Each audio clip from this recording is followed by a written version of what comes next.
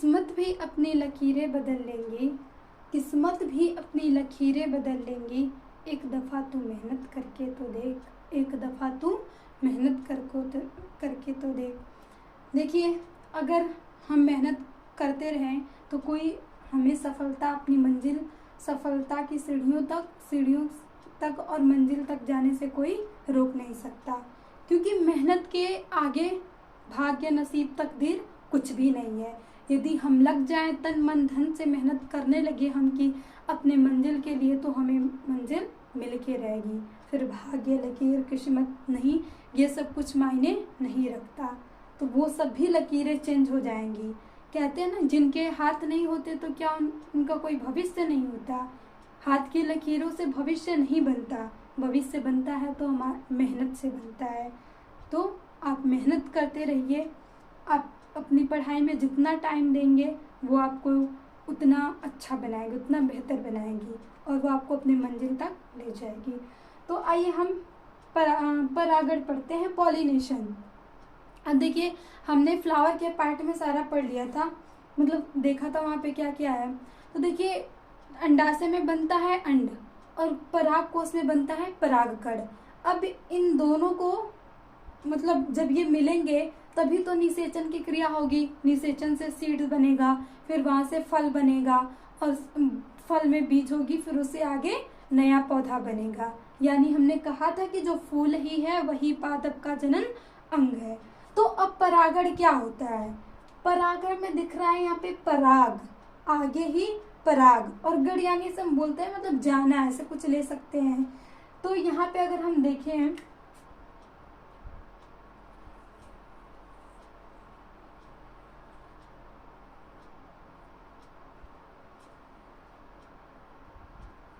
ये हमारी ओवरी थी फ्लावर में और ये पराग कोश था। तो अब हम इसी से समझते हैं कि परागण क्या है। यहाँ से देखिए, परागण, यहाँ पे पराग कण बने हैं। अब इस परागण को यहाँ जाना है, यही क्रिया कहलाती है परागण। इसी को हम क्या कहते हैं? पॉलिनेशन। यानी पराग कण का वर्तिकाग्र तक पहुंचने की क्रिया क्या कहलाती है? पॉलिनेशन। इसी को हम, बस यहाँ से देखिए, एक बार हमारे दिमाग में फिगर क्लिक कर गया तो कोई डिफिनेशन हमें याद करने की जरूरत नहीं है, क्योंकि बायोलॉजी में कौन मायने रखता है? फिगर ही मायने रखता है। अगर हम फिगर से समझ ले तो हमें फिर रटने की जरूरत नहीं होती है। अब यहाँ से देखिए, हमने देख लिया कि यहाँ पे पराग कण है, पराग कण का वर्तिकाग्र तक जाना, यहाँ से स्टिग्मा तक पहुंचना ही क्या कहलाता है? परागण कहलाता है। अब हम देखते हैं कि ये किन किन विधियों द्वारा होता है। अब ये जा रहा है ना, तो कुछ, अब मान लीजिए इसको जाने के लिए कहीं कोई कारक चाहिए। अब मान लीजिए कोई पादप द्विलिंगी होता है, तो उसमें तो फूल द्विलिंगी होता है, तो वहां तो चला गया कि यहाँ पे पास में थे तो चले गए। लेकिन कुछ फूल जो होते हैं वो एक लिंगी होते हैं, यानी उसमें एक फूल में मादा जनन अंग होगा और दूसरे फूल में नर जनन होगा। मान लीजिए कभी कभी ये एक पेड़ पे होते हैं और कभी कभी ऐसा होता है कि अलग अलग पौधे पे होते हैं। एक पौधे पे मादा कण होगा, फिर वो जनन। तो यहाँ ले जाने के कुछ कारण होते हैं और वही परागकण को अलग अलग भागों में बांट देते हैं। तो परागकण की परिभाषा क्या थी? यहाँ से हम लिख सकते हैं, परागकण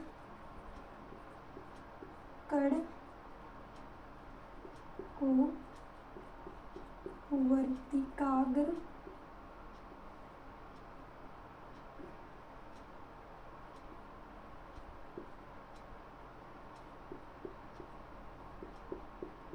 ले जाने की क्रिया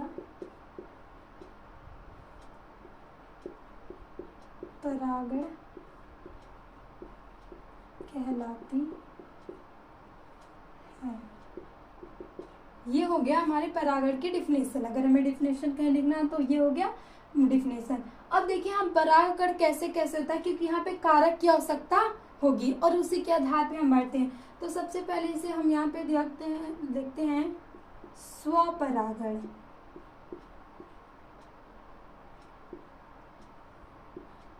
ऑटोगैमी। अब देखिए, स्वपरागण, नाम से ही पता चल रहा है कि स्वयं परागण की क्रिया होगी। तो जब वहाँ पे स्वयं परागण की क्रिया होगी तो हम ये अंदाजा लगा सकते हैं कि फ्लावर कैसा होगा।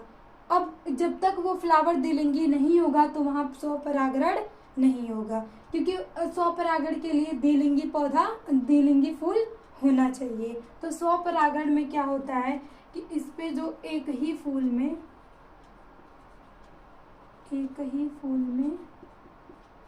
नर जनन अंग एवं मादा जनन अंग उपस्थित होते हैं, ये हमारा हो गया स्वपरागण। यहाँ पे जो एक ही फूल होगा, जैसे ये हम मान सकते हैं कि यहाँ पे क्या हो रहा है, स्वपरागण हो रहा है, क्योंकि यहाँ पे देखिए एक ही फ्लावर था, यहीं पे इसका ये अंडा से ओवरीवर्तिक मतलब अंडा से स्टाइल स्टिग्मा हो गया, ओवरी स्टाइल स्टिग्मा, और यहीं पे निकला है हमारा परागकोश। तो परागकोश से यहाँ से आसानी से जब ये पूरी तरह से बन जाएंगे, परिपक्व हो जाएंगे, तो ये इस पे गिर जाएंगे। और इसीलिए देखिए इनकी बनावट भी होती है कि जो ओवरी होती है वो थोड़ा सा परागकोश के नीचे होती है, ताकि परागकण इस पे आसानी से गिर सके। तो ये हमारा हो गया ऑटोगैमी का एग्जाम्पल। अब यहाँ से आता है परपरागण। परपरागण, अब देखिए जो परपरागण, या हम इसे क्रॉस पॉलिनेशन बोल सकते हैं, क्रॉस पॉलिनेशन। अब यही परपरागण होगा, इसमें जो मान लीजिए एक ये प्लांट है, यहाँ पे कोई फूल है और ये फूल है, और ये दूसरा प्लांट, यहाँ पे फ्लावर, यहाँ पे फ्लावर, ये हम बोल रहे हैं कि ये मेल है और यहाँ पे फीमेल। तो अब देखिए क्या यहाँ पे स्वपरागण होगा? नहीं, क्योंकि यहाँ से यहाँ तक जाना होगा, और ये एक अलग पौधा है, ये एक अलग पौधा है, इसीलिए हम इसको क्रॉस पोलिनेशन बोलते हैं, यानी क्रॉस करवा रहे हैं, यहाँ से यहाँ तक जाना है। अब देखिए क्रॉस यानी और क्रॉस पॉलिनेशन बहुत ज़्यादा मतलब ऑटोगैमी से बहुत अच्छा होता है, क्योंकि क्रॉस पॉलिनेशन होता है ना, तो यहाँ से एक नई आगे हमें नए कैरेक्टर्स देखने को मिलते हैं। यानी नए कैरेक्टर्स कैसे मिलेंगे? क्योंकि मान लीजिए ये अलग पौधा है, ये अलग पौधा है, तो इसके कुछ गुण अलग रहे होंगे, इसके कुछ गुण अलग रहे होंगे, तो इसमें 50% इसका भी है, 50% इसका भी होता है। तो ये दोनों अलग अलग थे, अलग अलग एरिया में पैदा हुए हैं, तो कुछ इनकी अलग, यहाँ से नई जातियाँ उत्पन्न होती हैं। तो ये जो यहाँ से परागकण, यहाँ से यहाँ पे बना है परागकण, और यहाँ मान लीजिए हमारा अंडाशय है, तो ये कहलाता है हमारा परपरागण, क्रॉस पॉलिनेशन। यानी अलग अलग पौधे होंगे, अब वो भले अलग एरिया में हो सकते हैं। तो यहाँ से अब हम देखते हैं यहाँ पे कौन कौन ले जा सकता है। अब देखिए वो कहीं जल द्वारा होगा, कहीं हवा द्वारा हो जाएगा, कहीं कीटों द्वारा हो जाएगा। तो वही सब हम देखते हैं कि कैसे कैसे और किसमें होता है।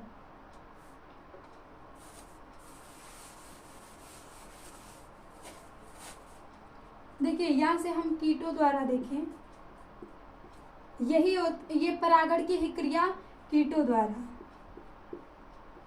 और किसके? जल द्वारा,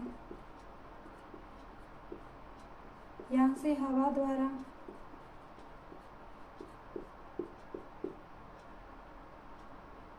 ये सारा हो गया।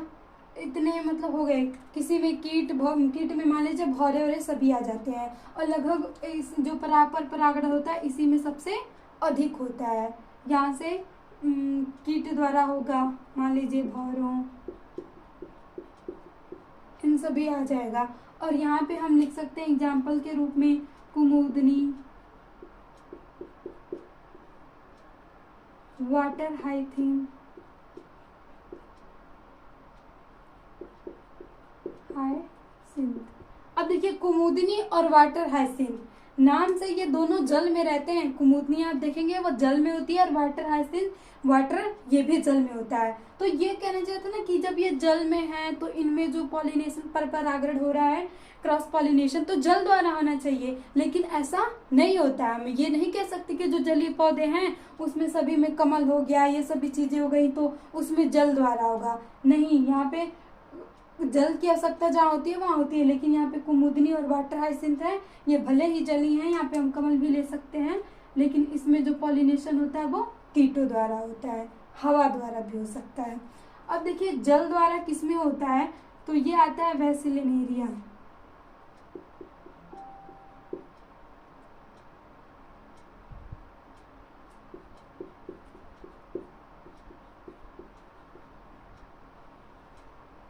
वेसिलिनेरिया में आता है, ये एक मतलब प्लांट है। अगर हम लिखें तो ब्रायोफाइटा, ब्रायोफाइटा वर्ग के जो आते हैं वो जल द्वारा होते हैं, और इसीलिए जो ब्रायोफाइटा होता है वो ज़्यादा विकसित नहीं कर पाया, क्योंकि जल द्वारा बहुत कम होता है ना कि वो पहुंच पाएगा कि नहीं पहुंच पाएगा। तो यहाँ पे देखिए वेसिलिनेरिया एग्जाम्पल हो गया, इसका वो हो गया, और किसी किसी में हवा, बहुत सारे में हवा होता है। अब देखिए जो अनाज होते हैं, धान के उगते हैं, उनका अगर हम इंतजार करें कि इतने सारे कीट आएंगे और इसको पराग कर लेके जाएंगे, और देखिए जो धान गेहूँ होते हैं उसमें परागकण की जो जी मतलब होती है कि वो कितने देर तक एक्टिव रह सकता है, वो 30 मिनट ही होती है, कि एक जो परागकण बनेगा वो 30 मिनट के बाद निष्क्रिय हो जाएगा। तो क्या उस समय अगर कोई कीट पतंग कितना हमला आएंगे, इतना सारा खेती होती है तो वो नहीं होता, इसीलिए वहाँ पे हवा की ज़रूरत होती है। इसलिए उस टाइम आप लोग कभी देखते हैं अच्छी हवा नहीं चली तो वो बीज अच्छे से नहीं हो पाता है, सूख जाता है। या धान में हम देखें तो वो धान होता ही नहीं है, धान में चावल नहीं निकलता है, वो मतलब कुछ होता ही नहीं है, पहिया पड़ जाता है उसमें। तो ये यही कारण है सभी का, मतलब कि वहाँ पे हवा द्वारा होता है। तो ये देखिए सभी आवश्यकता अनुसार सभी फिक्स हैं, जो भी प्रकृति हमारी इतनी मतलब अच्छे से बनी है कि सबको सब मतलब एकदम पूरी क्रिया कैसे होगी, कौन लेके जाएगा, ये सारा एकदम अच्छे से बैलेंस है। तो यहाँ पे हम देख सकते हैं अनाजों बहुत सारे, यहाँ से धान, गेहूँ, इन सभी में जो पॉलिनेशन होगा परपरागण होगा, और ये हवा द्वारा होगा। अब देखिए इसमें जो हम देखते हैं कीटों द्वारा होता है, तो ये जो होते हैं फेदरी होते हैं, इसके जो परागकण होते हैं इन पे छोटे छोटे बाल जैसी संरचना होती है, एकदम रोए होते हैं, मैंने फेदरी होते हैं, ताकि उस पे वो कीटों के पैरों में फंस जाए, पंखों में फंस जाए, चिपचिपा सा थोड़ा होता है, इसीलिए इसके जो परागकण होंगे वो चिपचिपा से होंगे। और जल जो होता है इसमें थोड़ा लंबे आकार के होते हैं, रेशे द्वारा होते हैं, ताकि वो पानी में तैर सके। वाटर हाइसिंथ में हमने वेसिलिनेरिया में देखा है, सिग्रागेस घास आती है उसमें होता है। तो इसके जो परागकण होते हैं वो थोड़े लंबे से होते हैं, पतले धागे की संरचना जैसी होती है। और हवा में भी है, तो हवा में कैसा होना चाहिए, हल्का होना चाहिए, ताकि वो उड़ के आसानी से वर्तिकाग्र तक पहुंच जाए और यहाँ पे परागकण की क्रिया हो जाए। तो ये हमारा पूरा परागण था, कि इसके बाहर परागण कुछ भी नहीं है। हमने स्वपरागण देख लिया, परपरागण देख लिया, और ये सारी विधि होती है किसमें किसमें होता है। देखिए वाटर द्वारा होता है ना, तो इसे हम बोलते हैं हाइड्रोफिली, हाइड्रोफिली।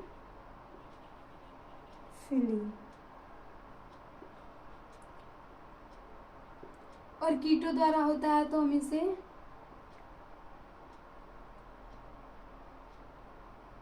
आटो नहीं, यहाँ से इधर ही देख लेते हैं, हाइड्रोफिली कीटों द्वारा होता है। तो ये हमारा पूरा पॉलिनेशन का हो गया।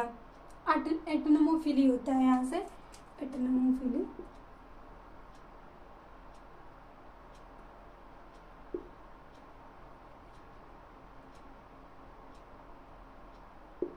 यहाँ से हो गया एटनोमोफिली हम बोलते हैं, यहाँ से वाइंडनोफिली बोल सकते हैं। तो ये हमारा पूरा परागण था कि कैसे कैसे होता है, परागण की क्रिया क्या होती है, परागण पहुंचाना। अब देखिए इसके बाद निषेचन आता है। तो निषेचन परागण से बहुत ही अलग है। जो परागण की क्रिया हो रही है वो बाहर हो रही है, बाहरी ना, इसे मतलब पराग से बाहरी हो रही है। लेकिन जो निषेचन की क्रिया होती है वो ओवरी में, यानी फूल के आंतरिक पार्ट ओवरी में उपस्थित होती है। निषेचन में नर युग्मक और मादा युग्मक दोनों के मिलने से निषेचन होता है। निषेचन की क्रिया के बाद युग्मनज बनते हैं, यानी जाइगोट का निर्माण होता है। जाइगोट फिर आगे सेल डिवाइड करते जाएंगे, फिर वहां से बीज का निर्माण होगा, फिर वहां से फल बनना शुरू हो जाएगा। तो हमारा पूरा ये पॉलिनेशन खत्म हो गया। अब मिलते हैं नेक्स्ट सेशन।